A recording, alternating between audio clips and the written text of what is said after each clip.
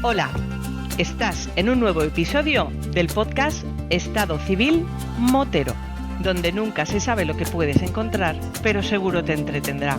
Así que ponte cómodo, ponte cómoda y disfruta de este episodio.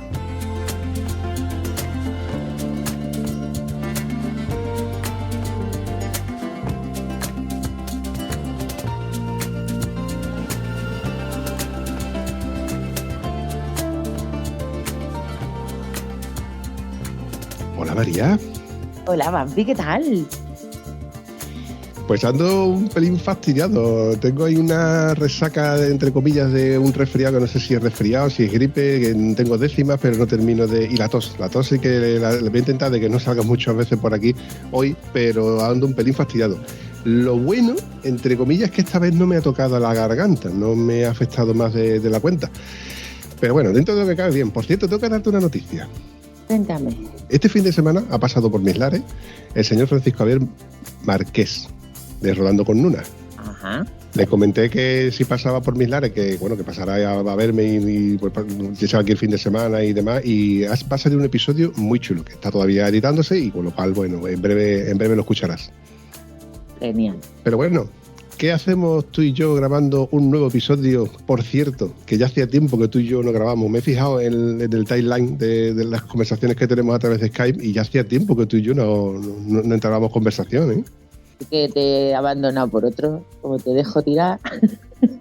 Mira, a mí eso no me pilla de asombro.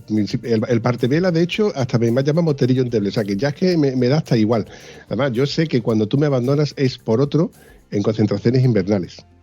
Sí, que hemos tenido un mes de enero que no hemos parado. El primer fin de semana nos fuimos a Portugal, en lo que, bueno, donde se hacía antiguamente la de esquimos, y es un grupito nuevo que ha salido este año. No me pregunte el nombre porque no me acuerdo, es algo de Wonderful, no sé qué, no me acuerdo, yo como siempre. Luego fuimos a La Leyenda, luego fuimos a Motauros, pero subir y bajar. Y la última alarde ya vuelve, o sea, no hemos parado el mes de enero. Ahí el alarde ya vuelve, que quiero recordar de que tú has estado con un buen amigo nuestro Miquel.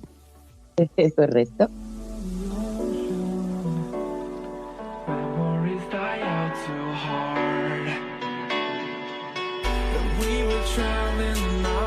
Grande el tío, ¿eh? En La Leyenda también estuve con él y con Roberto Naveira y yo qué sé. Yo el viernes me bebí el agua a los floreros y tengo laguna. Oye, esos sitios que me mola porque llega un momento en que te encuentras con gente desconocida que tiene muchas historias que contar, que son las que a mí me gustan, ¿no? Gente desconocida que dices tú, coño, no me digas tú que tú has hecho, sí, yo estuve en Italia, estuve recorriendo, ¿no? Ves una moto con una kilometrada increíble, ves cosas que dices tú, joder, y luego desvirtualizas a gente que solamente lo conoces por haberlo visto en vídeos de YouTube, en foros y poco más, a grandes viajeros y no tan grandes como dice Roberto, ¿no? Dime, ¿has encontrado alguno que merezca la pena de pasar por el podcast de Estado Civil Motero? Bueno, nuevo, pues no he conocido a ninguno, creo. Pero bueno, hoy he traído a un grande. Creo que un grande. Yo creo que, no sé, voy a poner el listón un poquito alto, ¿no? para los próximos invitados.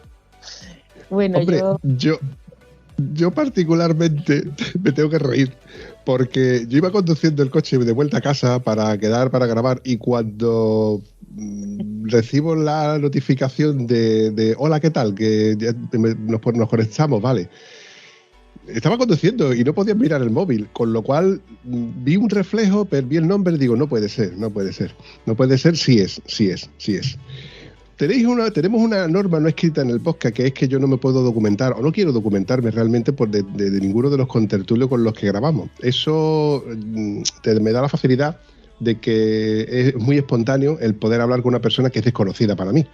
Pero en este caso no es desconocida ni para mí ni para nadie. Al menos a alguien que sepa algo de motos o que sepa algo de viajes en moto. Y en este caso le voy a dar paso sin más dilación al señor Gustavo Cuervo. Buenas noches, Gustavo. Buenas noches y buenas noches a todos los que nos escuchan. Un placer estar con vosotros. Y buenas, Gustavo, ¿qué tal? Buenas noches a todos y ya os digo, un placer estar con todos vosotros y nada, para lo que queráis. Gustavo, la primera pregunta que suelo hacerle a todo el mundo para que nos situemos, ¿tú físicamente dónde te encuentras? Pues yo me encuentro en el mejor sitio del mundo para mí, que es mi casa en la Sierra del Guadarrama, cerquita del pueblo de Navacerrada, en la provincia de Madrid, en la Sierra. Para mí el mejor lugar del mundo, con mucha diferencia, porque es mi casa. Muy bien dicho, muy bien dicho. A ver, Gustavo, reconozco que me siento abrumado porque para quien no sepa quién es Gustavo, que dudo mucho que no lo sepa nadie, para mí Gustavo es el referente de los viajes en moto, o al menos de quien nos dio a conocer los viajes en moto como tal.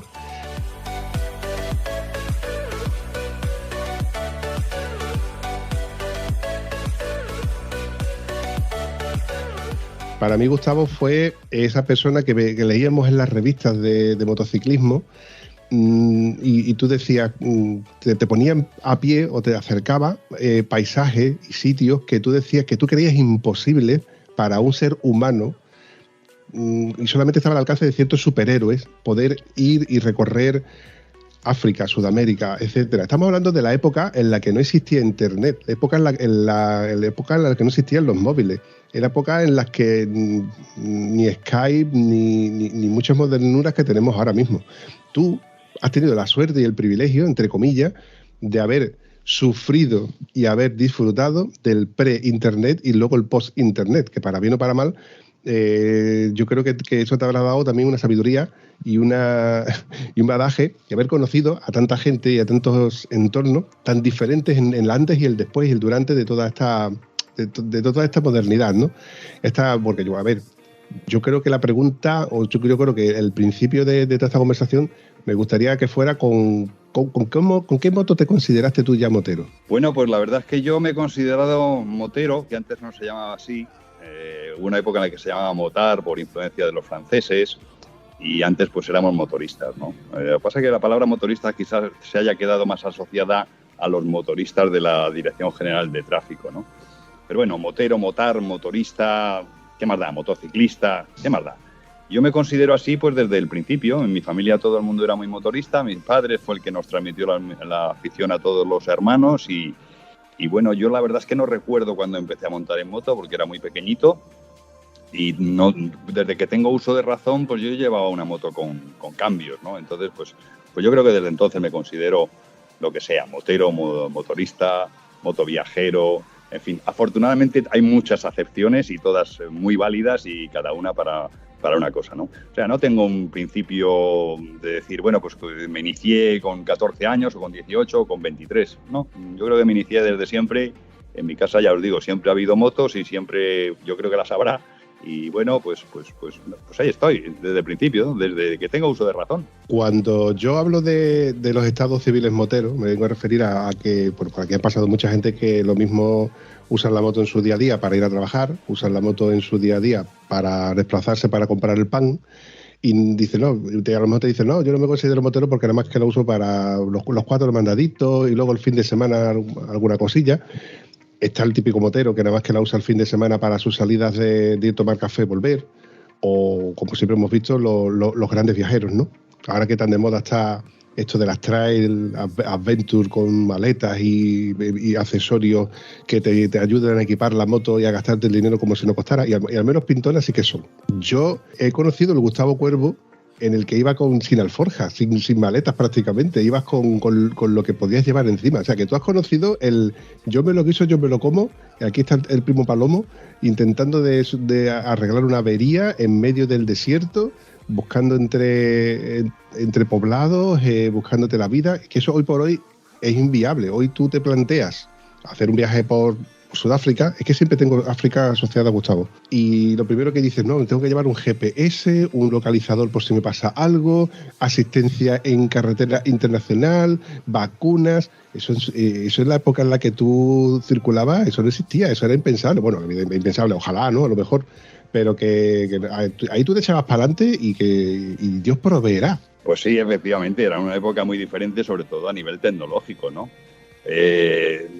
ni las motos eran los que hay ahora. Antes había que ser mecánico también para irte de viaje, o sea, te tenías que saber desmontar la moto entera, pues hasta el cigüeñal, si hacía falta, en mitad de las arenas del desierto.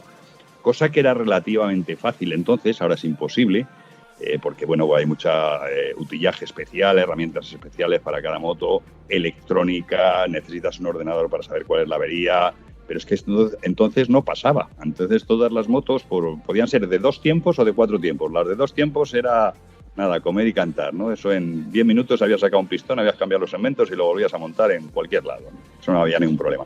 Las de 4 tiempos llevan más piezas y eran un poco más laboriosas. Pero vamos, tampoco tenían ningún secreto para nosotros, ¿no? Que nos habíamos criado entre motos y mecánica desde siempre, ¿no? Lo más habitual era en cualquier bordillo de cualquier sitio ponerte a reparar la moto, ¿no? Cosas que ahora, por ejemplo, es que no se te ocurre hacer porque además te detienen, ¿no? Estás como que está usted arreglando la moto en un lugar público, llenando esto de aceite o no, pero además sin guantes, trabajando sin guantes. Entonces no teníamos guantes, no utilizábamos guantes para trabajar, ¿no? Ha cambiado mucho el mundo, ¿no? Y sobre todo las tecnologías. Es verdad que, como muy bien dices, pues los navegadores, la informática, las comunicaciones en directo, todas estas cosas han evolucionado mucho y han permitido, afortunadamente, que haya mucha más gente que se atreva a viajar, ¿no? Antes, bueno, pues salías de España con un mapa, lo que había, un mapa de papel, la poca información que podías conseguir en una embajada o en un consulado, que era un folleto de las ciudades más importantes del país que ibas a recorrer, y ya está, no había nada más, ¿no? Y bueno, pues salíamos de viaje y sobre la marcha íbamos solucionando temas, ¿no?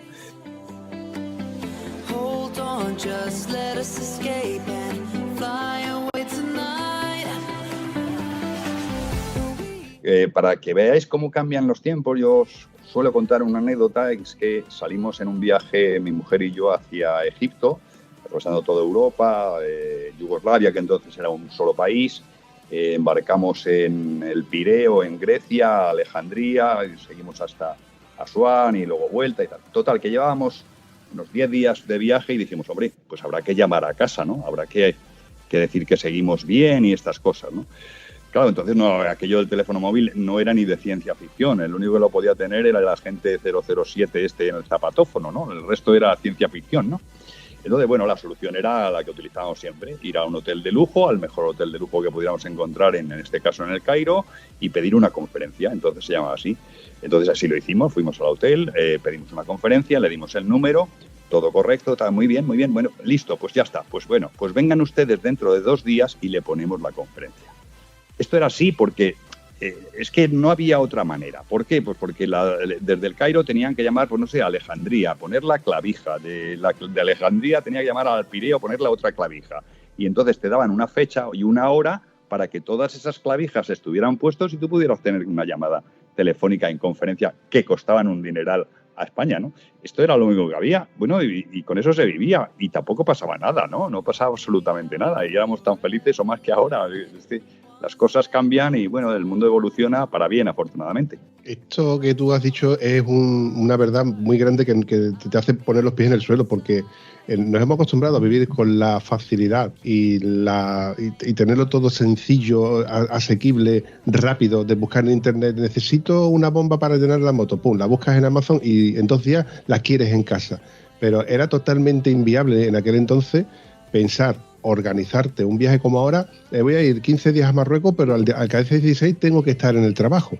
Entonces, garantizarte que tú vas a volver en un ferry con ciertos días y demás, hoy por hoy se puede hacer, pero en aquel entonces tú ya tenías que ir predispuesto a, bueno, y que lo que pueda ocurrir, a la aventura, nunca mejor dicho, a la aventura. O sea, tú me has dicho antes de viajar con tu mujer. Eso ya también tenía otro caché, porque por aquel entonces, pocas parejas creo que tuvieras conduciendo en moto. Efectivamente, yo viajaba con mi mujer de acompañante, de pasajero, lo que nunca me ha gustado la palabra paquete, que aunque está reconocida incluso por la Real Academia de la Lengua, y es verdad que es otra acepción de la palabra paquete, yo la pregunta que hago es a cualquiera que se sube en la parte de atrás de una moto como pasajero, es decirle, ¿tú te consideras un paquete? Y evidentemente todos dicen que no. Entonces, bueno, pues yo prefiero utilizar la palabra copiloto, pasajero, acompañante, en fin, hay muchas, ¿no? Y sí, viajaba con mi mujer y viajábamos por África, por el África de entonces, que, bueno, pues la parte musulmana era tan musulmana como ahora y la parte negra era tan negra como ahora, o sea que tampoco había mucha diferencia en ese sentido, ¿no?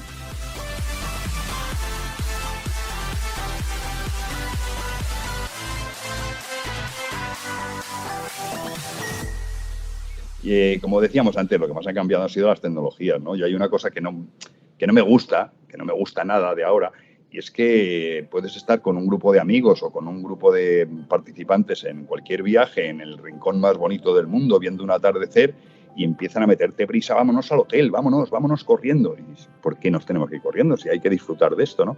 Es que allí hay conexión wifi y quiero mandar las imágenes y quiero mandar estas cosas. Hombre, pues muy bien, pues vete, yo no voy a irme, ¿no? ¿Por qué? Porque quiero disfrutar de esto, ¿no? Y como no tengo que enviar ninguna pieza para el telediario de esta noche, entonces me disfruto de esto y ya la mandaré la semana que viene, la próxima o cuando sea, ¿no? Porque además hay otra cosa, ¿no? Si tú divulgas en las redes dónde estás en directo en un momento, estás diciendo, mi casa está vacía, señores. Esto lo aprendes viajando mucho por Sudamérica, ¿no? Cuando te dicen, ¿y te has venido de vacaciones 15 días, un mes, 2 meses aquí a América? ¿Y quién se ha quedado en tu casa? Pues en mi casa no se ha quedado nadie. No lo pueden entender. Porque allí, y en la mayor parte del planeta, al entrar en las casas, incluso con gente dentro, es de lo más habitual, ¿no? Aquí en Europa y especialmente en España tenemos una gran ventaja que no la consideramos y que nos parece de lo más natural, y es una gran seguridad ciudadana, ¿no? Evidentemente pasan cosas, ¿no? Evidentemente, esto es así y siempre pasará, ¿no? O sea, uno pues voy a prohibir los asesinatos. Bueno, pues tú prohíbelos, están prohibidos ya, pero se hacen, o sea, esto pasa así, ¿no? Pero ¿qué sucede en lugares, pues eso, como Latinoamérica, África, partes de Asia? Pues que la delincuencia común es mucho más habitual, ¿no? Con lo cual, si estás divulgando que no hay nadie en tu casa, estás diciéndole, toma las llaves, ¿no? Y entra. Entonces, yo creo que por esos dos motivos, lo de transmitir en directo o estar mandando continuamente fotos de dónde estás y por dónde vas, o seguimientos con vía satélite y estas cosas, pues considero que tiene sus riesgos, ¿no? Pero bueno, cada uno es libre de hacer lo que quiera, evidentemente, sin ninguna duda.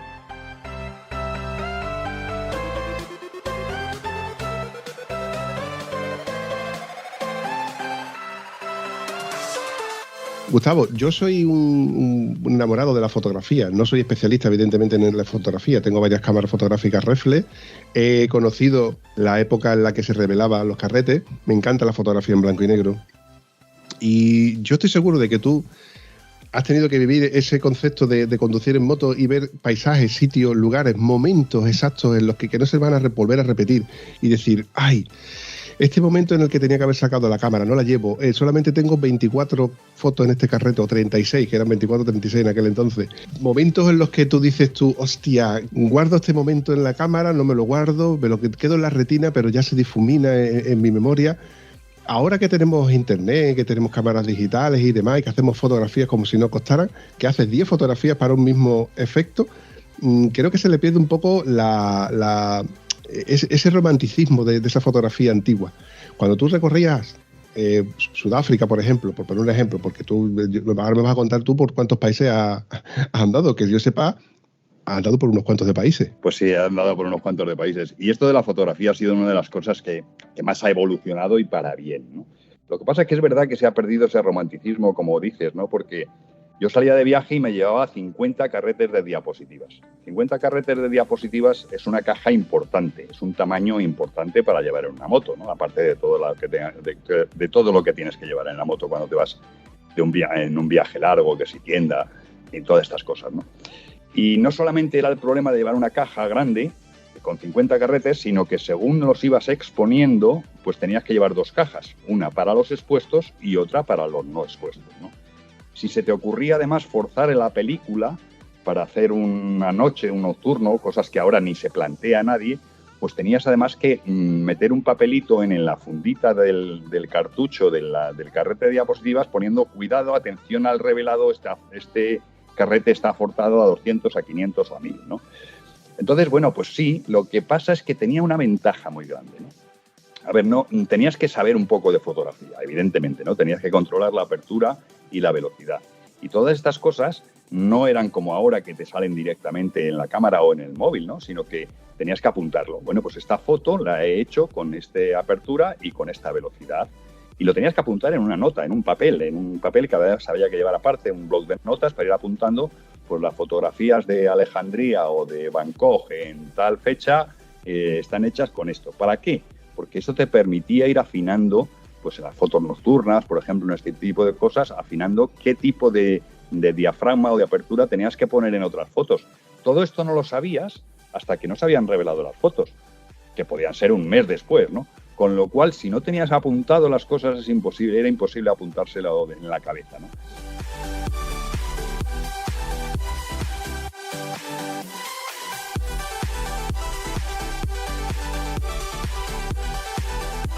¿Ventajas de aquello? Hombre, pues porque seleccionabas mucho la imagen, ¿no? Ahora, como muy bien dices, o como bien has dicho antes, agarras la cámara, agarras el teléfono y haces 10 fotos de la misma cosa. Ya está. Ni te preocupas ni te molestas en mirar qué cualidades tiene esa foto, ¿no?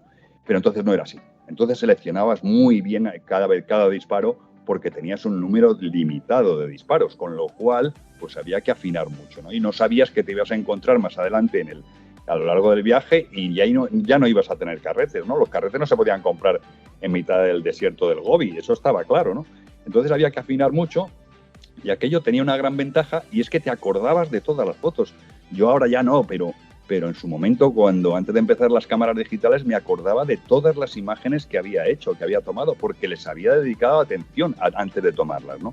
Y entonces, pues no sé, tendré unas 50 o 60.000 diapositivas y yo creo que me acordaba prácticamente de todas, ¿no? Sabía dónde las había hecho y luego con el bloc de notas incluso sabía hasta con qué diafragma había disparado, ¿no? Entonces, bueno, esto te ayudaba, a fijar un poco más los sitios por los que pasabas, ¿no? Te acordabas mucho mejor porque recordabas la imagen, porque te costaba la imagen y porque le dedicabas un tiempo. Recuerdo además ese momento en el que tú, en el momento que usas el zoom, tienes que aguantar la respiración para en el momento exacto poder usar el disparador para que no se desenfoque, no haya ese pequeño movimiento que hay en la cámara. Esas cosas hoy por hoy se han salvado con la tecnología, pero el gustazo de escuchar el disparo y el volver a cargar ese carrete son cosas que se han perdido. Cuando tú recogías el carrete, que le dabas al botón que liberaba ese carrete para que volviera otra vez al rollo y tú enrollabas y decías, ya he terminado este carrete, ahora por el siguiente. Preparabas el siguiente carrete, lo volvías a poner a cero todo y es que son cosas que se han perdido. Oye, para bien o para mal. Ahora hacemos fotos como si nos costara y luego ya nos dedicaremos a retocarlas o a recortarlas y poco más. Creo que no son fotografías de mucho más calidad porque en aquel entonces era como esa tarta que tú te preparas para ti, no es la tarta que tú preparas para otro. Como eso que tú haces para ti no queda igual que como lo haces para otro. Y bueno, tiene ese sabor, ese momento que es indescriptible. Gustavo, eres una persona que se te da muy bien hablar. Evidentemente, me quedo abrumado a todas tus palabras. A mí me gustaría saber que por hecho de que tú eras escritor, ¿no? ¿Habías escrito algún que otro libro? Bueno, sí, he escrito, yo creo que son 6 hasta ahora y estoy ahora con el 7º. Precisamente ahora tengo que entregar esta misma primavera el 7º y sí, siempre me ha gustado mucho escribir, y ha sido otra de las pasiones, ¿no? La verdad es que yo tengo muchas pasiones, ¿no? No sé si para bien o para mal, pero tengo muchas pasiones, ¿no? La moto, los viajes, los medios de comunicación. Y dentro de los medios de comunicación, pues hago 2 distinciones, ¿no? Una es la escritura, que es una cosa reposada, sobre todo si se trata de escribir en un libro. No es lo mismo que escribir un blog, que lo escribes en un momento y ya está, no pasa nada más. Pero un libro es algo que va a permanecer, que va a quedar ahí para mucho tiempo. Entonces hay que dedicarle más atención y más cuidado y más mimo a cada frase, a cada contexto, a todas estas cosas. Pero, aun con todo, mi medio preferido es sin duda la radio, ¿no? ¿Y por qué es la radio? Porque afortunadamente he tenido el privilegio de trabajar en todos los medios de comunicación, ¿no? En prensa, en radio y en televisión, escritos, escuchados y en televisión, ¿no? En televisión, bueno, pues fue otro de mis retos, ¿no? Cuando empecé a trabajar con Televisión Española, que me llamaron para cubrir la Vuelta Ciclista a España por primera vez en moto, porque antes se hacían en coches con el portón abierto, pero llegó un momento en que los no se podían meter coches porque, claro, cuando hay un ataque importante de los corredores, pues agarraban al coche de la tele, lo pasaban, había discusiones, broncas, todo este tipo de cosas. Y la Federación Internacional de Ciclismo decidió que tendría que ser todo grabado desde motos, ¿no? Estamos hablando de los años 80. Y claro, en los años 80 los vídeos que había entonces eran unos que se llamaban BCN20, que era un vídeo que debería pesar unos 15 kilos más o menos, que además había que alimentarle con una batería que pesaba otros 8 kilos por ahí. Todo eso había que llevarlo en la moto, más el operador de cámara. Así que cada vez que acelerabas, la moto se levantaba adelante. Íbamos la mitad de la Vuelta a España y íbamos a una rueda, ¿no? Porque era lo que había, ¿no? Era lo que había.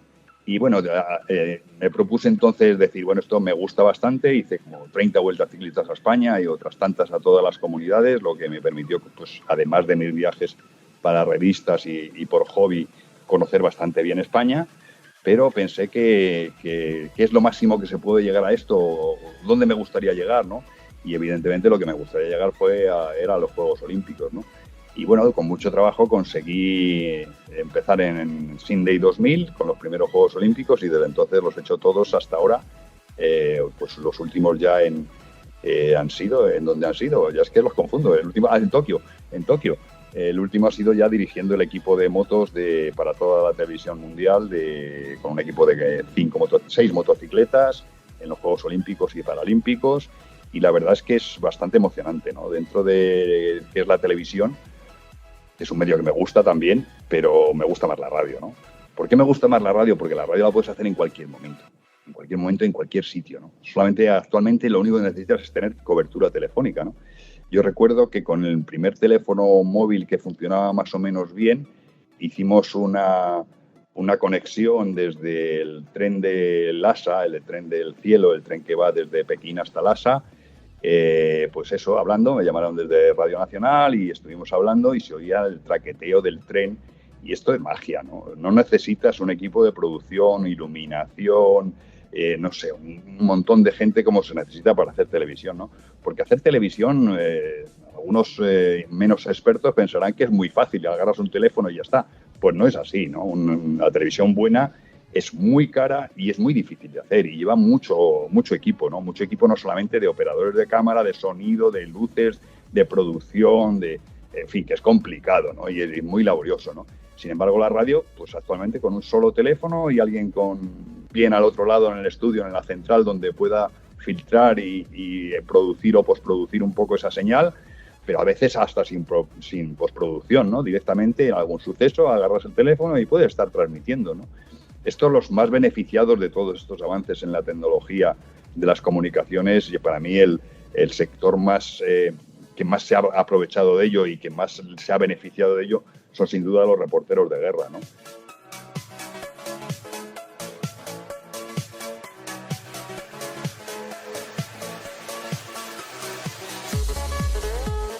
Yo he conocido y tengo buenos amigos entre reporteros de guerra de la época de los carretes y de la época de las cintas de vídeo y claro, no era como ahora, ¿no? Ahora agarras un teléfono, tú puedes estar en un sitio muy conflictivo, en una manifestación, en una revuelta, en cualquier cosa, agarras el teléfono, grabas, envías y ya está, borras y se ha acabado, ¿no? Pero entonces no era así. Entonces había que hacer todo ese trabajo y guardarte muy bien la cinta o el carrete de fotos, que no te lo cogiera nadie que no le interesara, salir del país sin que te vieran ese documento que llevabas y luego ya poder enviarlo, poder enviarlo por un mensajero o incluso traerlo tú mismo en un avión, ¿no?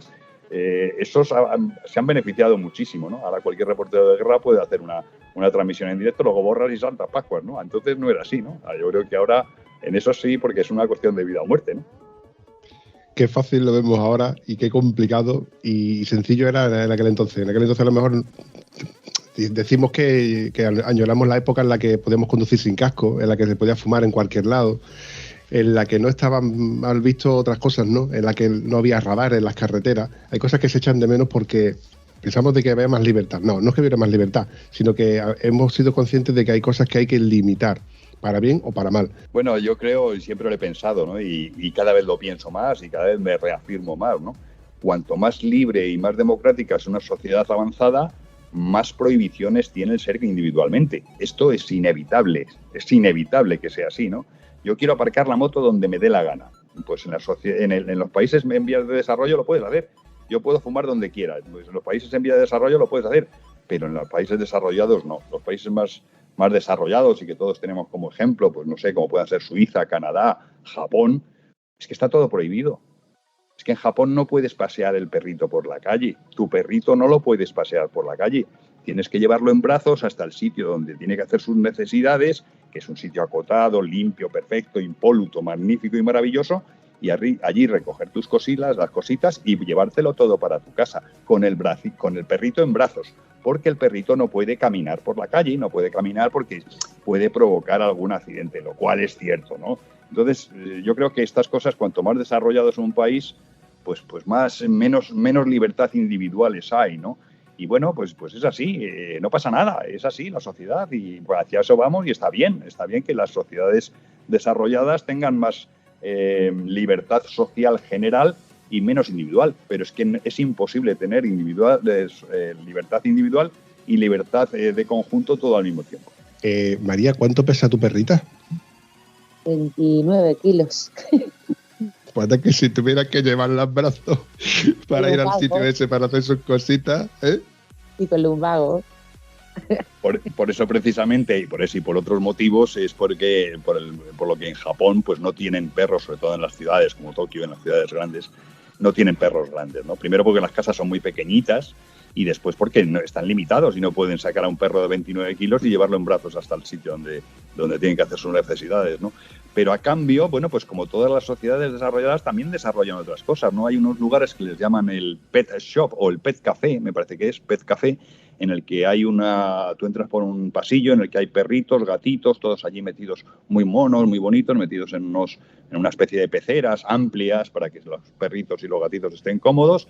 Entras, seleccionas uno, dices entonces te subes a la planta de arriba, pides tu café y te suben tu gatito, tu perrito, para que lo toques, interactúes un ratito con él, te tomas el café, la tarta, lo que sea, luego lo pagas y te marchas. Y de esa manera pues has cumplido tu necesidad de estar en contacto con los animalitos sin tener que tener uno en casa. O sea que todo se desarrolla de alguna manera para que, bueno, puedas seguir sintiendo esas sensaciones que antes nos parecía que eran muy normales, no tener un perrito en casa. Bueno, pues esto pasa en el mundo. Me sigo quedando con mi tierra donde podemos pasear los perritos y podemos ir al campo a ver los olivos.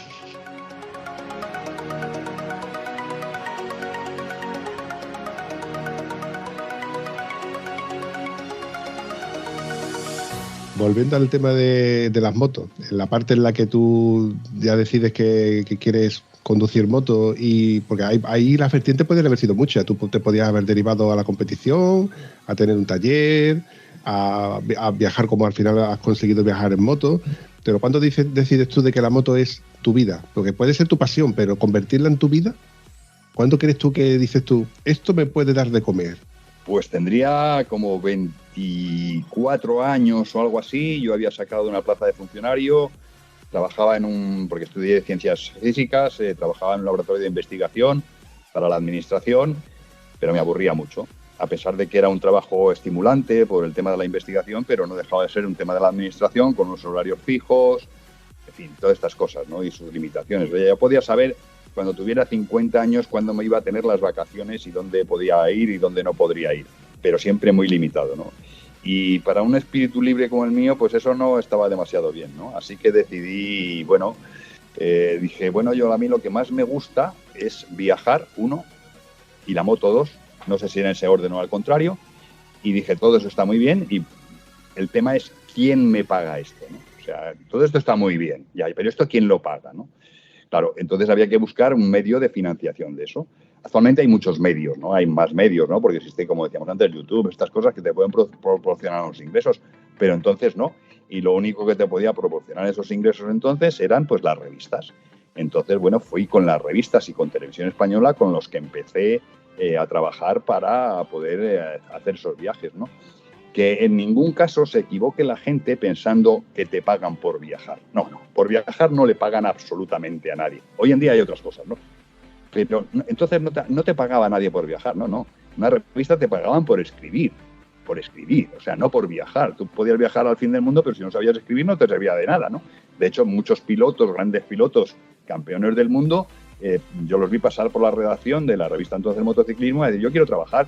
¿Tú sabes escribir? No, pues entonces no puedes trabajar. Aquí nos dedicamos a hacer revistas, no a ser grandes pilotos, ¿no? El gran piloto tiene que ser en el circuito. Aquí hacemos revistas. ¿Tú sabes escribir? No, pues entonces no puedes trabajar aquí, ¿no? En televisión igual, ¿no?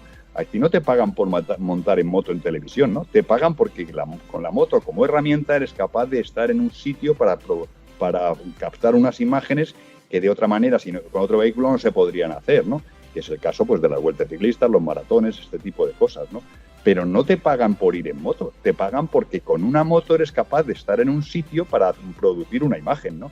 Si tú estuvieras en la moto allí y no produjeras esa imagen, nadie te va a pagar nada, ¿no? O sea, por eso digo que no hay que confundir los conceptos, ¿no? Actualmente, bueno, pues puedes viajar y si tienes muchos seguidores, pues sacar unos ingresos de YouTube, pero en cualquier caso no te van a pagar por viajar en moto, te van a pagar porque tú estás produciendo una serie de documentales o de blogs o de lo que sea que estás emitiendo. Por eso es por lo que te pagan, no porque tú estés dándote el capricho de montar en una moto.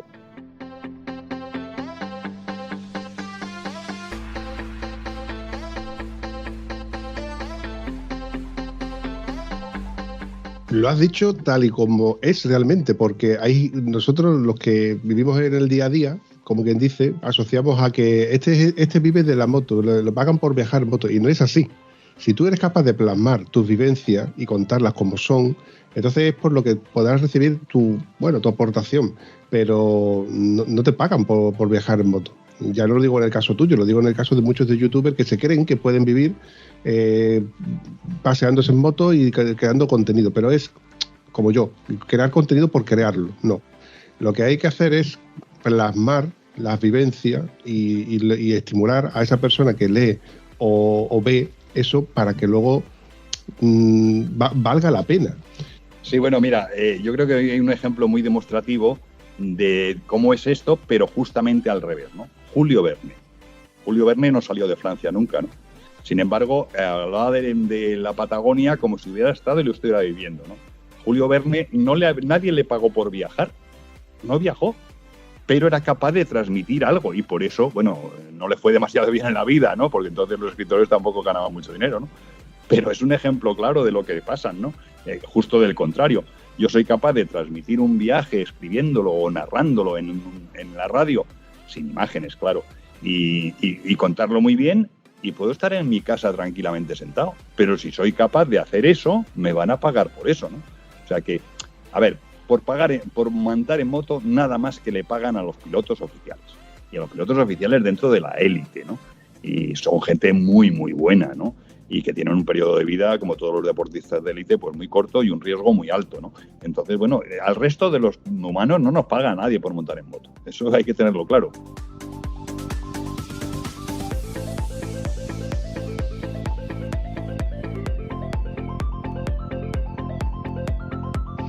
Oye, me llama la curiosidad cuando has comentado las carreras en bici, cuando has pasado por los platos de televisión, la de gente que habrás conocido y habrán pasado por delante tuya que eran anónimas en sus días y hoy por hoy pues son gente que son grandes probadores en moto, grandes escritores, periodistas de renombre, que en aquel entonces a lo mejor no lo eran.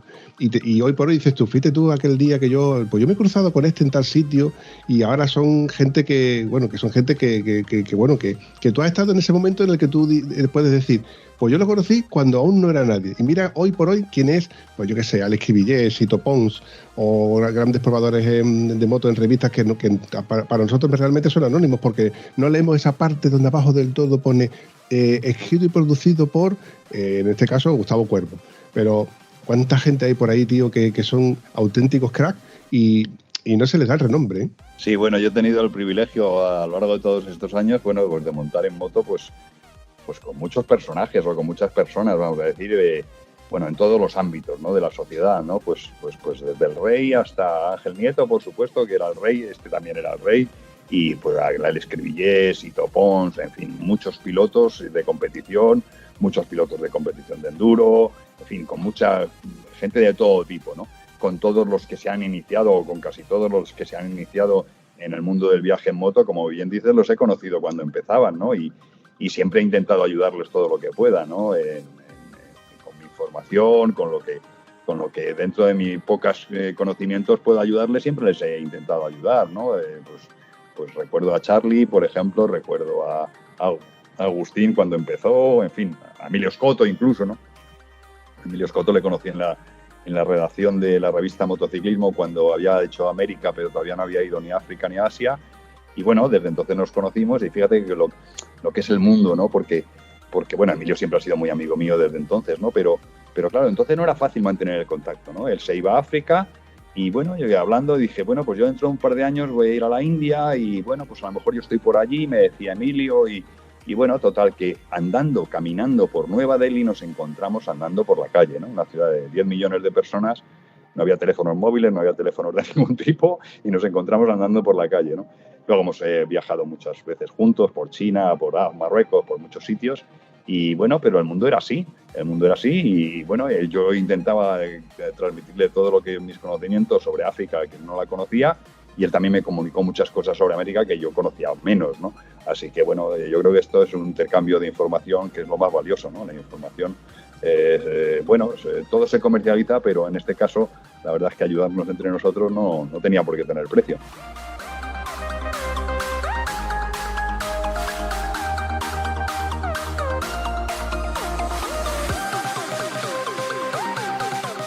Gustavo, volviendo a la parte de las motos, quiero recordar de que tú conducías BMW. Sí, efectivamente. Bueno, es que lo del tema de las BMWs, en mi caso particular, es que bueno, cuando yo empecé y las únicas motos grandes que se podían conseguir en España eran motos europeas, es decir, La Verda, Morini, Ducati y BMW. ¿Por qué? Pues porque en España estaban prohibida la importación de motos de fuera de la Comunidad Europea y, bueno, anteriormente ni eso, ¿no? Pero bueno, ya en la época en la que yo ya tenía 18 años ya se podían importar motos europeas y entonces había que elegir, ¿no? Las motos entonces no eran lo que ahora, eran bastante frágiles, ¿no? Como decíamos antes, había que ser mecánico para todo, pero las que menos se rompían pues eran las BMWs, entonces. ¿Y qué es lo que hice? Pues no, pues era la moto, le decíamos, es que esta es la moto de los ricos porque era la más cara de adquirir, pero también es la moto de los pobres porque es la más barata de mantener. Con lo cual, bueno, pues sí, empecé a viajar primero con una R75/5, frenos de tambor, con eso hicimos ya toda Europa, Grecia, en fin, las cosas. Luego ya con una R90S ya fuimos a Cabo Norte, fuimos a África, rutas por el Mediterráneo, todo este tipo de cosas. Y siempre he tenido BMWs y siempre he tenido, bueno, la verdad es que todas las marcas, ¿no? Porque he probado afortunadamente también, otra de las facetas de probador, pues he podido probar todas las motos que me han gustado, ¿no? Porque como tampoco he tenido la obligación de probar algo por obligación para hacer una prueba, sino más bien por capricho, y como conozco bastante bien y soy bastante amigo de prácticamente todos los importadores en España, pues cuando sale un modelo que me gusta, pues se lo pido, me lo dejan una semana y me lo paso fenomenal, ¿no? Y ya está. Y bueno, ya últimamente he dejado un poco las motos de enduro, pues porque ahora con mi edad ya me caigo y me hago daño, a una caída tonta ya me puedo hacer daño, y las motos extremadamente deportivas, porque bueno, no es que mires y donde mires es donde vas, es que donde mires ya te lo has pasado, ¿no? Con las motos modernas de 212 caballos, ¿no? De vez en cuando todavía me pica el gusanillo y pido alguna, ¿no? Pero ya no es lo normal, ¿no? Pero vamos, cualquier moto, he probado cualquier moto y sí, todos los modelos de BMW, pues yo creo que desde los años 80 todos, por supuesto, pero anteriormente también en bastantes clásicas, ¿no? He tenido hasta el privilegio de montar en una de las primeras, en la primera moto que se fabricó por BMW de 1923, ¿no? También, eso también lo he probado. O sea que me encantan. Todas las motos, la verdad es que me gustan hasta los scooters, ¿no? Que decía aquel, ¿no? Pues eso es lo que me pasa a mí. Esta es una enfermedad, ¿no? Es la enfermedad de MACI, que yo le llamo, ¿no? MACI, ¿no? Que es motitis aguda, crónica e irreversible, ¿no? Y bueno, con esto es con lo que ando por la vida. Mira, ¿cuándo fue? Antes de ayer. Bueno, tenemos una Harley en el garaje con todas las demás. Y le digo al dueño de la moto, ¿no? De la Harley, a nuestro amigo Paco. Digo, uy, ahora voy a gastar una broma en Facebook. La pongo y digo que tengo una Harley. De hecho, la he puesto, tú la has visto, le has dado un me gusta. Y todo el mundo diciéndome cosas, que si no llego que me sobran piernas, que tal, que si... Y me dice una, cuidado que esto engancha. Le digo, a mí me engancha todo lo que tenga ruedas y queme combustible. Pues y Gustavo igual, ¿no? Con el tema moto. Sí, bueno, es que es verdad que afortunadamente hay mucha variedad de motos y hay para todos los gustos y todas las clases. Y yo lo que no entiendo mucho es por qué unos se radicalizan mucho con las deportivas, otros con las de trail, aventureras, otros con las Harley, ¿no? Hombre, yo cuando voy a Estados Unidos no se me ocurre alquilarme una Ducati. ¿Por qué? Porque me van a meter en la cárcel. Es que es así de evidente, ¿no? Y si voy a los Alpes, pues no se me ocurre ir en una Harley. ¿Por qué? Porque voy a ir arrastrando todo y no voy a disfrutar tanto, ¿no? O sea, yo creo que cada moto es para lo que es, ¿no? Concretamente, Harley Davidson es una moto muy norteamericana, que es un concepto de moto el que tienen en Estados Unidos muy diferente del que tenemos en Europa. Son motos más para ver que para montar. De hecho, ves las grandes custom estas y dices, pero si es que eso no se puede mover, es que eso no se inclina, ¿no? Pero y no hace falta, si eso no es para inclinar ni para tomar curvas, eso es para ir a la cafetería de al lado, que hay 500 metros, sacar el trapo y ponerte a limpiar. Y es su cultura y es su forma de entender la motocicleta. Y no pasa nada. Y hasta que no vas allí, yo por lo menos hasta que no fui allí la primera vez, pues no lo entendía, ¿no? Pero hasta ahora sí que lo entiendo, ¿no? Son motos bonitas, motos en las que te gusta, pues ahora le pongo unos flecos, ahora le cambio el asiento, ahora le pongo otro faro, ahora se lo quito, ahora... Y es otra manera de entender el motociclismo, ¿no? Tan válido como el nuestro de carreras que, bueno, afortunadamente ya se pasó en España esa época un poco, la de ir por las carreteras como unos salvajes, ¿no? Y bueno, esa época afortunadamente se pasó, nos costó muchos disgustos a muchos y no, personalmente no, pero afortunadamente, bueno, desgraciadamente, pues amigos sí, evidentemente. Y esa época se pasó y ahora estamos en una época que va a durar, que es la época del viajero en moto, va a durar tiempo por una serie de circunstancias, por lo que decíamos antes de esa sensación de libertad, porque ya no hace falta correr, ya no hace falta todas estas cosas y sí viajar lejos, ¿no? Y conocer, ¿no? El viaje es otra forma de conocer otras culturas y a ti mismo, ¿no? Entonces, bueno, por eso, con el crecimiento de este boom tan grande que ha habido del turismo en moto, pues fue cuando hace unos años decidimos establecer los premios Mototurismo, pues para premiar o incentivar a esas personas, entidades, motoclubs, fabricantes que más hacían por el mototurismo, ¿no? Y por eso creamos los premios Mototurismo. El año pasado fue la primera edición. Este año 2023, el 17 de junio, tenemos la segunda edición en Teruel, en la Ruta del Silencio.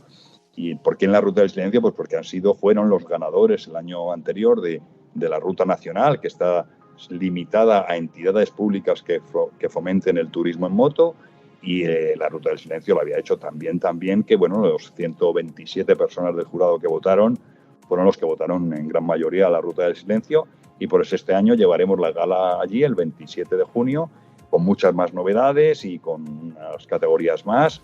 Ahí hemos puesto 2 categorías más, como es la actividad solidaria, porque claro, la actividad solidaria no podía competir en iniciativa normal con todos los demás, ¿no? Porque pues no puedes competir con una iniciativa de un gran fabricante con una iniciativa de una persona que lo que está haciendo es un viaje solidario para recaudar fondos, ¿no? Entonces creamos la iniciativa de actividad solidaria y también distinguimos entre las asociaciones pequeñas o los grupos privados normales, que como somos casi todos, y las iniciativas de marca, ¿no? Que tienen mucho más recursos y tienen muchas más posibilidades de marketing. Así que bueno, este año queremos hacer unos premios mucho mejores que los del año pasado y ya veremos, suponemos que saldrá muy bien. El entorno es fantástico, la Ruta del Silencio es una maravilla y allí estaremos en el verano.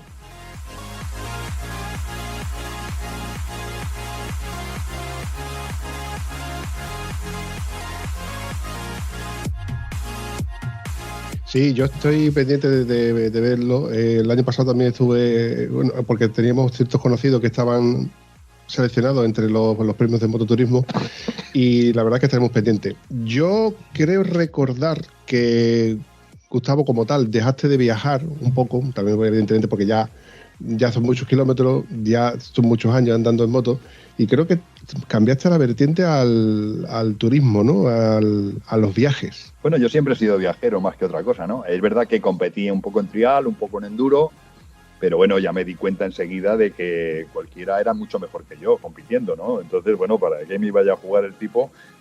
Bueno, pues una de las veces me acuerdo que cuando estábamos dando cursos de conducción deportiva en Jerez, por ejemplo, hicimos todos los circuitos de España con un equipo de entonces la revista Motociclismo, que, pues bueno, pues para prácticas de conducción en circuito, pues coincidimos con un chavalito que se llamaba Pedrosa y ellos estaban entrenando o poniendo a punto las 125, ¿no? Yo salí con me parece que era una Honda CBR 600, y dije, bueno, vamos a ver cómo van estos chavales.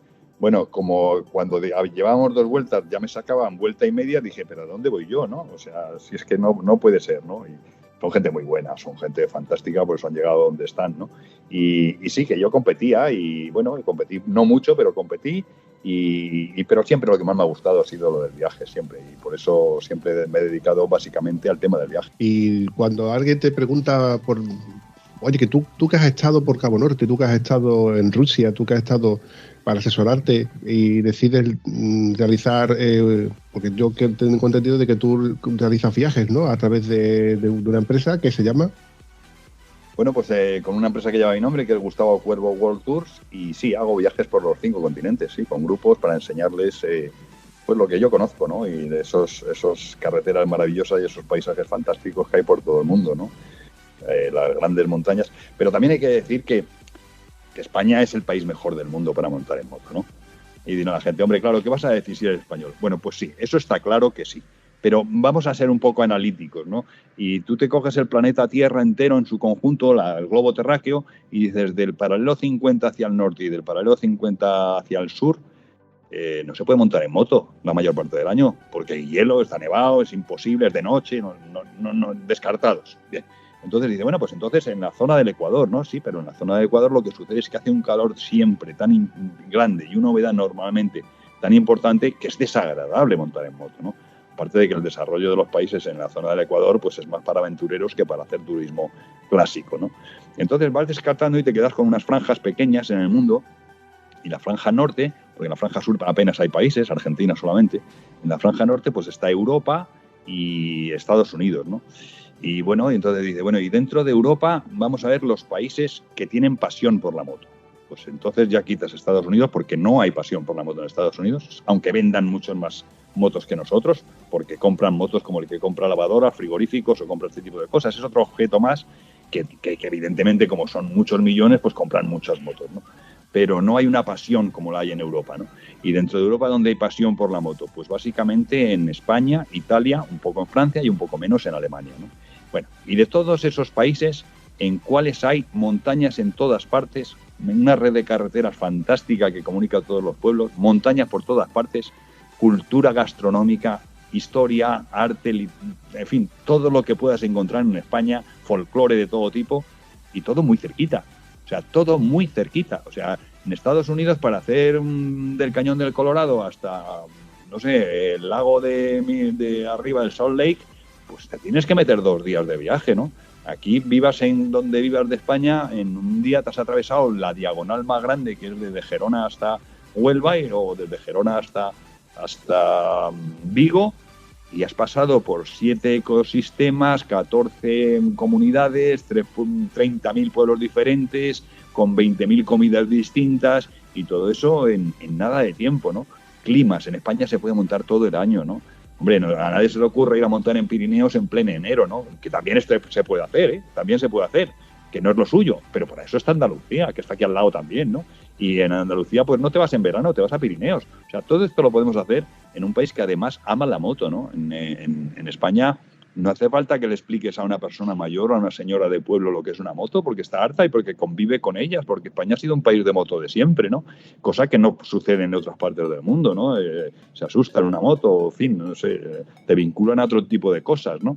Pero aquí en España es el mejor país del mundo, sin ninguna duda, eso, vamos, y lo defiendo con datos.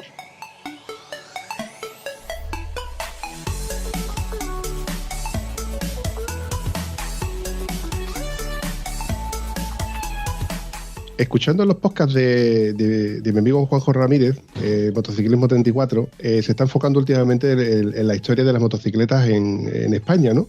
Marcas como Sunglass, o muchísimas marcas que han desaparecido y que actualmente solo existe Rieju como tal, y porque, bueno, al fin y al cabo otra que compra otra y se mantiene porque, bueno, tú has conocido en España esa cantidad de marcas que intentaron luchar, intentaron sobrevivir e intentaron mejorar, y que con muy pocos medios seguían con sacar al mercado motos que en España había mucha sed y mucha hambre de motocicletas.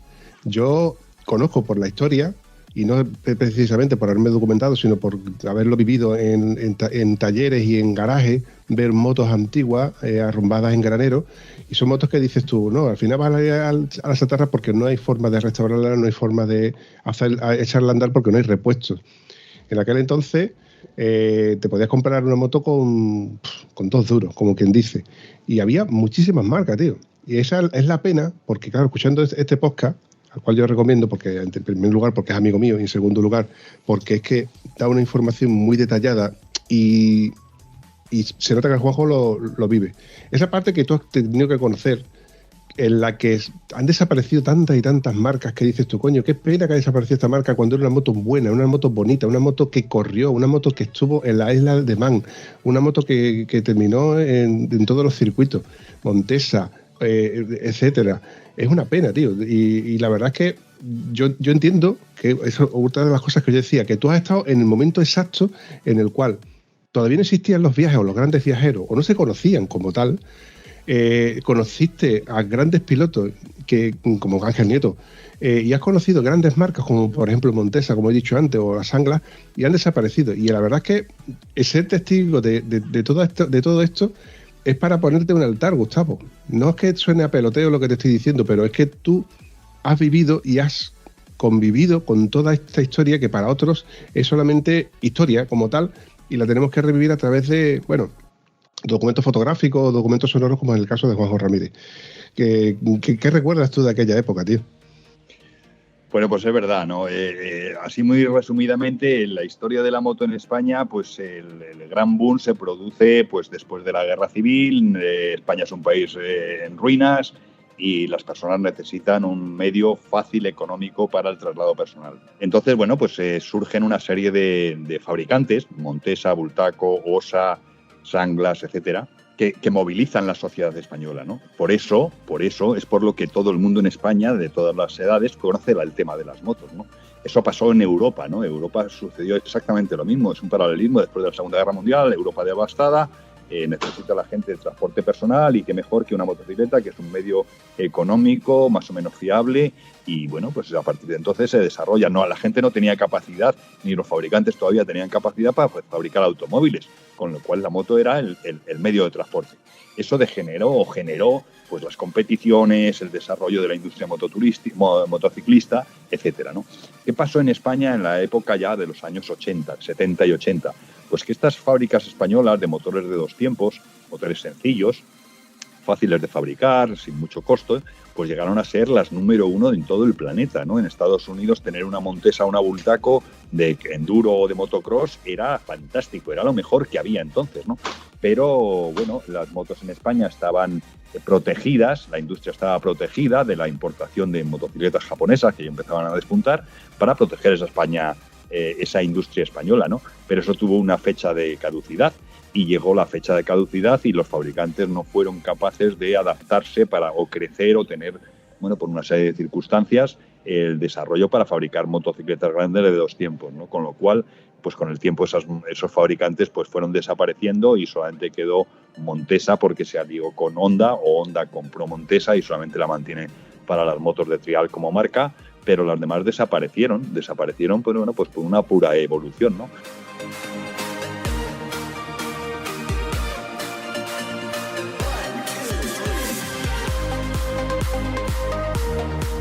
Yo tuve el privilegio de hacer, de conocer mucho estas motos, de correr con ellas, de viajar con ellas.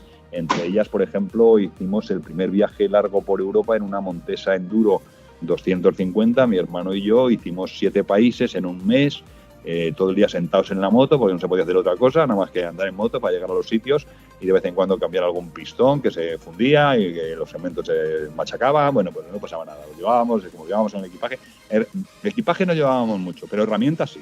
Herramientas llevábamos como 20 o 30 kilos entre repuestos y herramientas. Lo demás daba igual, porque la ropa no te la cambiabas y no había mayor problema, ¿no? Pero hicimos España, Francia, Italia, Suiza, Bélgica, Alemania, Bélgica, Holanda, Luxemburgo, Gran Bretaña, y regreso por Andorra, España, ¿no? Hicimos 7 países en un mes, en el año 70 y poco, y nos lo pasamos muy bien. Cuando nos preguntaban, ¿habéis estado en París? Sí que habéis visto la Torre Eiffel, ¿y qué más? Nada más. ¿Habéis estado en Roma? Sí que habéis visto la Fontana de Trevi, ¿qué más? Nada más. Bueno, entonces, ¿a qué habéis ido de viaje? A montar en moto. Y fue así, o sea, fue un viaje de unos 7.000 kilómetros en el que nos pasábamos todo el día sentados en la moto. Para nuestra suerte y legado de nuestros hijos y de nuestros nietos y de aquellos que quieran saber un poco de la historia, existen los museos, y en esas concentraciones, como por ejemplo hace 2 fines de semana que hubo aquí en Rota, donde hay gente que aún sigue exponiendo sus motos gratuitamente para que podamos ver motos y sepamos un poco de la historia y pongamos imagen y contexto de esas cosas que por ejemplo escuchamos en los podcasts, ¿no? Cuando hablamos de, por ejemplo, de esa Bultaco, etcétera. Ver, por ejemplo, una Puig Cobra, que yo la he conocido en un concesionario y eso era una moto ya moderna en aquel entonces, eso hoy es inviable, como no sea que vayas a un museo o la veas expuesto en un evento de este tipo. Y es cuando la ves hoy, que ya algunos que pelamos un poquito más de cana, que las ves y te quedas embobado, te regocijas dándole vueltas, viviéndola y admirándola, y luego ves al lado una Montesa, y ves al lado una Osa, y ves una Vespa, y dices tú, joder, macho, y esto, y se vivía de otra manera. La verdad es que me vuelvo nostálgico, pero no dejo de reconocer que gracias a gente que todavía hoy por hoy conserva esas motos y las saca de granero y las restaura, le echan mucho tiempo, dinero y amor entre restaurarla y enseñándola. Hay que agradecérselo a toda esta gente y a todos aquellos que reviven y nos cuentan historias, como tú en este caso, de la historia de la España cuando teníamos motos. Nosotros tenemos una Cota, la 25. Y mira, bueno, ahora es como del Ikea, ¿no? Porque está ahí toda desmontada. No somos capaces de encontrar el neumático. Hemos mirado hasta en bicicleta y no hay forma. Pero bueno, ahí la tenemos. Y luego la Guzzi Hispania nos la han pedido para exponerla en una concentración de un MC que hay por aquí por Cáceres, Dragon creo que se llama. Y bueno, pues se la dejaremos, total. En este tema lo que sí quiero recomendar encarecidamente a todo el que le guste las motocicletas antiguas o clásicas, que no deje de visitar el Museo de la Moto Made in Spain en Alcalá de Henares. El motivo es que están todos los modelos, prácticamente todos los modelos de todas las marcas históricas españolas, ¿no? Hay muchas incluso que yo no conocía, porque es que se da la circunstancia que en los años 50, en los años 40 y 50 en España llegó a haber más de 120 fabricantes de motos, de marcas de motos.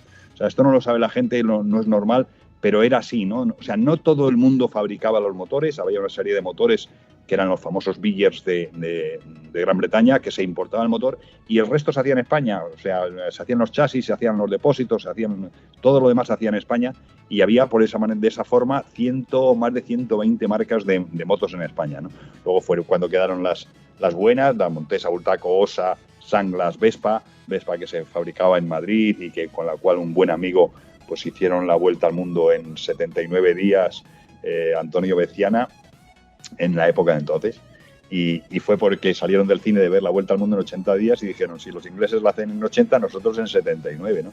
¿Y cómo la hacemos? Pues con la Vespa que tenemos ahí en el garaje, y así fue, ¿no? Y se fueron los dos en una Vespa, dieron una vuelta al mundo en los años 70, en el 73 me parece que fue, en 79 días. O sea que, bueno, que lo de los viajes siempre ha sido así.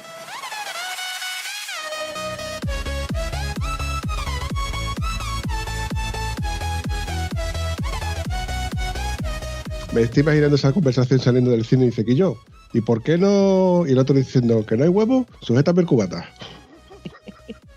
Así fue, ¿no? Era hombre, en una España muy diferente, ¿no? Bueno, ellos eran de la OGE, pero es que entonces o eras de esa asociación o no eras de nada, ¿no? Porque no te dejaban asociarte prácticamente de ninguna manera, ¿no? Y bueno, pues se fueron y se llevaron, por supuesto, su chaqueta, su corbata y su camisa buena, los dos, por supuesto, los dos en la misma Vespa, y en sus zapatos buenos. ¿Por qué? Porque había que ir a las embajadas y a los consulados españoles a hacer presencia de allí y presentarse, y que desde allí, con buena voluntad, mandaron un telegrama diciendo que aquellos seguían vivos, ¿no? Tener en cuenta que en esa época salías de Europa o incluso por gran parte de Europa y todo estaba sin asfaltar. No había carreteras, o sea, había caminos, y 2 personas en una Vespa por caminos dando una vuelta al mundo, pues con un traje de corbata, pues imagínate, ¿no? Pero lo hicieron. A esos tíos sí que hay que comer los huevos, nunca mejor dicho, porque no se le puede decir que no a un tío que ha recorrido el mundo en Vespa, porque Que te diga hoy por hoy un tío, es que la BMW hay que hacerle la revisión del cardan porque si no por kilómetros me ha salido una lucecita de aquí. Tira para adelante, cómprate una Vespa y date la vuelta al mundo. Ya verás tú cómo al final se te quitan todas las tonterías. Que pasa frío en una Vespa, coño. Y calor.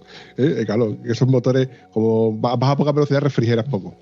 Pero bueno, volviendo al tema del museo que está en Madrid, he oído hablar de él y lo tengo ahí pendiente porque sé que hay mucha información, sé que hay muchas motos, hay historia muy valiosa, muchas historias detrás y me gustaría incluso llegar a hablar con este hombre. Pero bueno, todo se andará. Ya te digo que como nostálgico que soy y cierto conocedor de la historia española en moto, no puedo más que intentar de acercarme a Madrid y yo estoy seguro de que es de esos sitios que no los ves en un día. Tienes que darte al menos un par de días para echarle un vistazo. Por lo que tengo entendido es tan grande que no te lo terminas, ¿eh? Sí, efectivamente, el museo está en Alcalá de Henares, en la Comunidad de Madrid, pero en Alcalá de Henares, y es un museo grande, sí. Esperemos que sea más grande porque hay más motos todavía que no les caben, a pesar de que están muy bien colocadas en 3 pisos, que es una de las quejas que tienen algunos hombres, que la que está arriba del tercer piso no se ve bien en detalle, pero es que no hay manera de meter tantas motos en tan poco espacio, ¿no? Y es un espacio grande, ¿no? Es que hay muchas motos, muchos modelos, ¿no? Y bueno, la verdad es que es muy recomendable para todo el que le gusten las motocicletas clásicas, absolutamente imprescindible. Museo de la Moto Made in Spain, creo que era, ¿no? En la página web. Exactamente, Museo de la Moto Made in Spain en Alcalá de Henares, en lo que era la antigua fábrica GAL, otra de las cosas que desaparecieron, los jabones GAL. Bueno, pues ahí es donde está el Museo de la Moto, que fue el ganador también de los premios Mototurismo al Rincón con Encanto de la Comunidad de Madrid, ¿no? Y además claro, evidentemente en un tema de motos, pues arrasó, ¿no? El Rincón con Encanto de este año 2023 será limitado a la Comunidad Autónoma de Aragón y veremos quién se lo lleva, pero seguro que será un pueblo encantador o un museo encantador o algo realmente fantástico, porque como decíamos antes, España tiene de todo. Querido Gustavo, para ir recordando este episodio que se me va alargando y la verdad es que me encantaría alargarte más, pero no quiero abusar de ti y de nuestra pequeña confianza. Para ir recortando este episodio me gustaría que volvieras a comentar o que comentaras dónde podríamos encontrar información sobre Gustavo Cuervo. Bueno, yo tengo una página web que es gustavocuervo.es y hay distintas secciones, pues ahí están los viajes que organizo por todo el mundo para grupos pequeños de viajeros. Yo organizo viajes, pero solamente para grupos muy pequeños y a lugares un poco más complicados o un poco más raros, ¿no? No quiero decir que sean raros, sino que son más complejos, ¿no? ¿Por qué? Pues porque cuando ya son más populares y eso, yo he oído tantas veces que ya pues casi no me motivan tanto y dejo de hacerlo, ¿no? Y voy a nuevos destinos, ¿no? Este año que estamos estuve haciendo una prospección por Indonesia con mi mujer y vamos a ir a hacer viajes por Indonesia porque es un país fascinante para saltar de isla en isla y conocer, por ejemplo, el dragón de Komodo, que sale en los documentales. Bueno, pues lo puedes ver allí en directo y ver en directo también el Gran Premio de Indonesia en el circuito de Mandalika, que bueno, gracias a mis amigos, pues también podremos conseguir unos pases y unas entradas para estar entre los pilotos y con los equipos y darnos un abrazo siempre al otro lado del mundo, ¿no? Que es siempre muy reconfortante.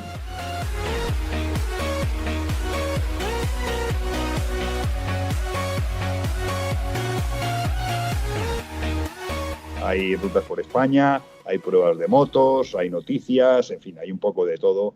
La verdad es que yo lo utilizo muchas veces como el guión, ¿no? Cuando quiero recordar algo tengo que ir a mi página web para saber qué es lo que hice en cada momento, o cuándo era, aquel año, todas estas cosas, claro. Es que si no es imposible. Oye, y para ver fotografías o imágenes, ¿tienes Instagram, Facebook o YouTube? Sí, tengo un YouTube, todo está conectado a través de la página web, en los enlaces de Instagram, en los enlaces de YouTube. Y lo que utilizo menos quizás sea, bueno, seguro, lo que utilizo menos es el Twitter porque la verdad me parece no sé cómo definirlo, pero como un estercolero donde están todos los odios, ¿no? Blanco, negro, pero si espérate que no te he dicho por qué es blanco, ¿no? Negro, todo de blanco. O sea, no sé, cada red social tiene sus ventajas y sus inconvenientes y Twitter para mí no es una red social que me interese. No, y además está de capa caída. Según tengo entendido, Mastodon le está pegando un adelantamiento por la izquierda, nunca mejor dicho. Veremos lo que dura. Este señor de los Tesla creo que no ha hecho bien comprando Twitter. Aparte de que ya es lo que tú mismo acabas de comentar, es una red social que no es como una red social, es al fin y al cabo un sitio donde la gente va a discutir, a enseñar sus malos humos. En fin, pero bueno, esta sociedad en la que vivimos detrás de los teclados y detrás de los ordenadores, pues podemos hacer muchas cosas que no somos capaces de hacer en la propia calle. Amigo Gustavo, para mí ha sido un placer, me va a dar pena despedirte, pero sé que todos y cada uno de nosotros tenemos cosas que hacer los domingos después de grabar con el Bumpy en el podcast de Estado Civil Motero. Así que hay una frase que normalmente suelo preguntarle a todos y cada uno de los que pasan por aquí. ¿Qué tal te lo has pasado? Hombre, pues muy bien, ya como he dicho antes, todo lo que sea hablar por radio y hablar con amigos, pues mucho mejor, ¿no? Es de una manera distendida y es hablar de nuestras pasiones y con eso como no me lo voy a pasar bien, aunque sea un domingo por la tarde justo antes de ir a cenar, ¿no? Ahora cenaré mucho más a gusto, sin ninguna duda. Y un saludo para todos los que escuchen este podcast y bueno, yo solamente decirles que no hay grandes viajeros o pequeños viajeros, ¿no? Todos somos grandes viajeros o todos somos pequeños viajeros y lo más difícil de cualquier viaje es salir de casa, porque para no salir siempre tienes inconvenientes. La familia, el dinero, el presupuesto, la complicación, el país que está en guerra, no te puedo pasar. Pegas puedes poner muchísimas, ¿no? Pero una vez que sales, no tienes de más que tirar para adelante, ¿no? Y ya está, y te das cuenta de que todo ese mundo tan complejo que parece por los medios de comunicación, pues no lo es tanto, ¿no? Y la gente es buena, la inmensa mayoría de la gente es buena en la inmensa mayoría del planeta Tierra, ¿no? Y que te van a ayudar, ¿no? Sobre todo cuando ven a un motorista, mucho más si es una mujer, y que porque te notan indefenso, ¿no? Un automovilista pues tiene mucha más defensa, sobre todo contra el clima, ¿no? Pero a un motorista le van a ayudar siempre, ¿no? Y yo les invito a todos a que inicien ese viaje, ¿no? Sin presupuesto, no pasa nada, ya buscarás, ¿no? Y cuando se acabe, pues tendrás que dar la vuelta, pues tampoco pasa nada, ¿no? Y bueno, pues viajar en moto, que es la mejor manera de viajar, para mí, sin ninguna duda. ¿Qué te digo hoy, Vampi? Yo no puedo decir más que me quedé asombrado cuando vi el nombre de Gustavo en el membrete y ya cuando lo escuché hablar, antes de verle la imagen, dije, sí, es Gustavo, no me he equivocado. La verdad es que me quedé asombrado desde el primer momento y abrumado. Te lo he dicho antes al principio y te lo sigo diciendo, Gustavo. Para mí es un placer increíble que pases por el podcast. Suena a peloteo y yo creo que realmente lo es, pero ya te digo que es de estas cosas que gracias al podcast pues yo me encuentro muy recompensado. Esto es algo que normalmente hago gratis en mi casa, en mi rato, en tiempo libre, luego editando, pues hay veces que me pego hasta una semana editando todo y cada uno de los episodios, pero es la más de gratificante encontrarte a gente como tú, cercana, que te cuentan sus vivencias en el día a día, e incluso en viajes anecdóticos o cosas que no te quieren, que no te la plasman a lo mejor en un libro, pero que, ya te digo, engrandecen este tiempo de ocio que yo gasto delante del ordenador. Agradecerte, María, que me hayas traído a Gustavo Cuervo. No le he tenido que rogar. No sé. No, mira, pues yo pensé de que te habrás tenido que engañar con algún condimento o algo. No. Yo le escribí a una amiga que tenemos en común. A Gema de los Reyes. Gema, y yo, ¿cómo se llama? Porra, y estaba con los Reyes, pero yo decía, ¿y el nombre? Pues le escribo a Gema de, oye, Gema, que colaboro en el podcast y tal, no sé qué. Digo, estás en mi lista. Digo, y Gustavo también, como siempre está lía, y ahora con el tema este de los premios está siempre... Y le digo, si tú no puedes, pues escríbele a Gustavo a ver si él, sin problema, toma el teléfono, que tal y que cual. Vamos, yo sabía que Gustavo no iba a poner mucha pena. Lo he dicho, Gustavo, un placer, te despido, te deseo mucha suerte y espero verte sin algún evento o alguna vez que yo vaya por arriba, aunque aquí de Huelva lo tengo todo complicado. El cable mejor que te lo eche a ti, a ver si somos capaces de sacarte ya de casa y de que salgas de Huelva un poquito. Y no digas que eres un tieso, que ya lo sabemos. Soy un tieso. Bueno, yo para despedirme solamente quiero pedirte una cosa que te va a resultar muy fácil y que creo que debes de hacer. Presenta tu candidatura como medio de comunicación a los premios Mototurismo, porque, bueno, no sé si ganarás o no, es difícil, la verdad es que es difícil, ¿no? Porque hay candidaturas muy buenas, pero como no ganas seguro es si no te presentas, ¿no? Solamente hay que rellenar un pequeño formulario en la web, 3 líneas y ya está, y estás ahí en la candidatura y luego el jurado de 120, 30 o 150 personas votará y, bueno, ganará el que ellos consideren más interesante o más oportuno. Así que espero tu candidatura Y bueno, nos veremos en la carretera o en una reunión, una concentración o cualquiera sabe. El mundo es muy pequeño. Gracias.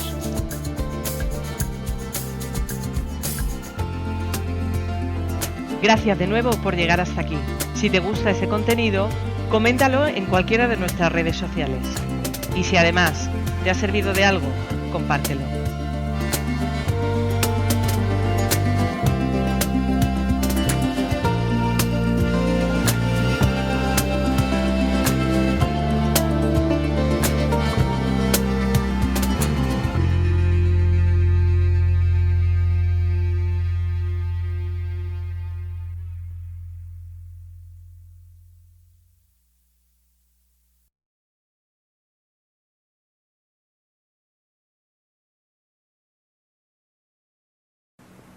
No se vayan todavía, una y más.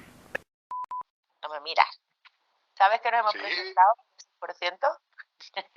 El 6% de todo el año en los premios mototurismo. Hay que fomentar el uso de la moto todo el año entero.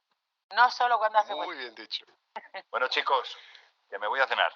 Muchas gracias y un placer, ¿vale? Nada. Chao. Adiós. Hasta luego.